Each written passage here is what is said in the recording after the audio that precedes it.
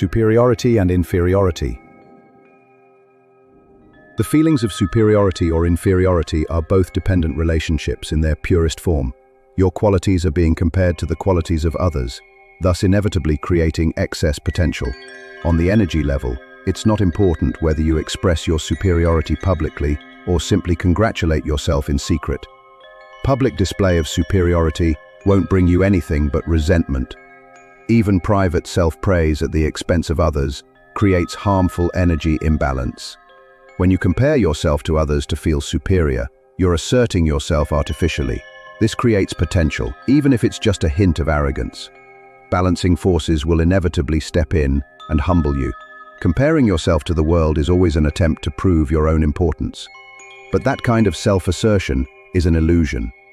It's like a fly trying to get out through a closed window when there's an open one nearby.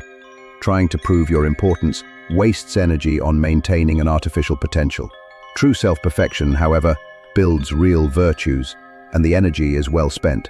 It may seem like comparing yourself to others takes little effort, but it creates strong potential. Your intention, how you direct energy, is the key.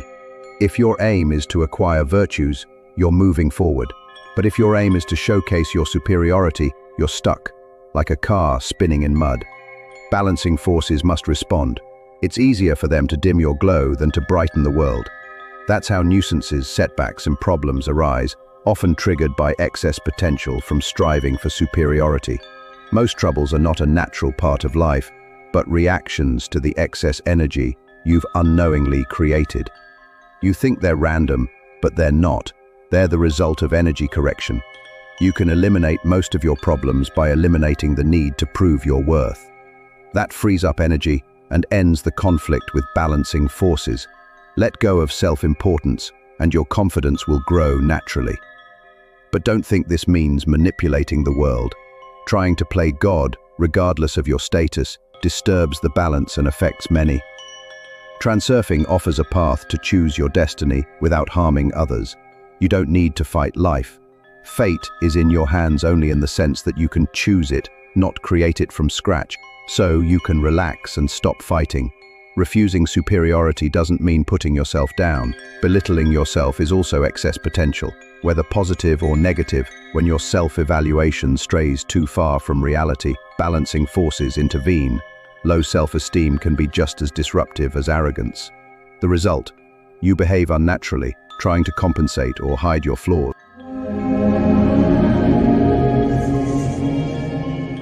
If you want to build self-confidence, you have to stop pretending you're already confident.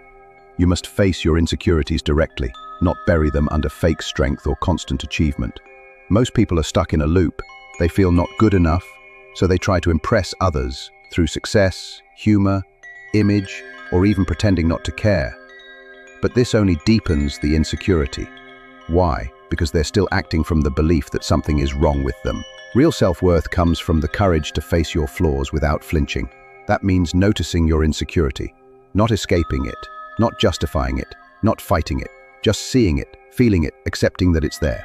When you stop resisting your perceived flaws, something powerful happens. You become free. You no longer have to maintain a false image, defend yourself from judgment, or seek constant validation. You become more natural, honest, and relaxed. Qualities that others sense immediately. This doesn't mean you give up on growth. In fact, it's the opposite. True growth only happens when it's not driven by fear or shame. A confident person might say, "I'm still figuring this out," or "I made a mistake," without losing their sense of self. That honesty is what makes their confidence real. It's not about being perfect. It's about being grounded.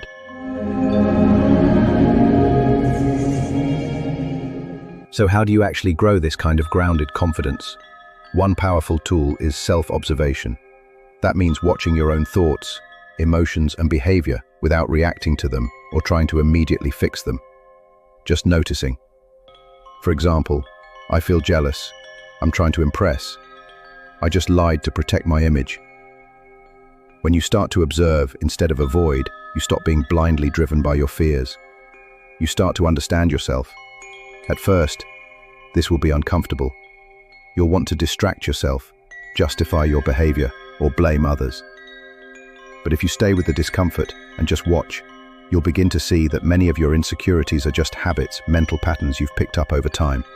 They're not your identity. This creates space. Space between who you are and the noise in your head. You stop believing every thought, every fear, every judgment. And slowly, you discover something deeper in yourself. A part that doesn't need to prove anything. A part that can stay calm even when things fall apart. A part that knows your worth is not up for debate. From that place, your confidence becomes quiet, but powerful. You don't need to dominate the room. You don't need to be liked, you're just real. And that kind of authenticity is magnetic. This is how real confidence grows, not from becoming perfect, but from becoming honest. Thanks for listening. Real confidence isn't something you perform. It's something you uncover. Be patient with yourself.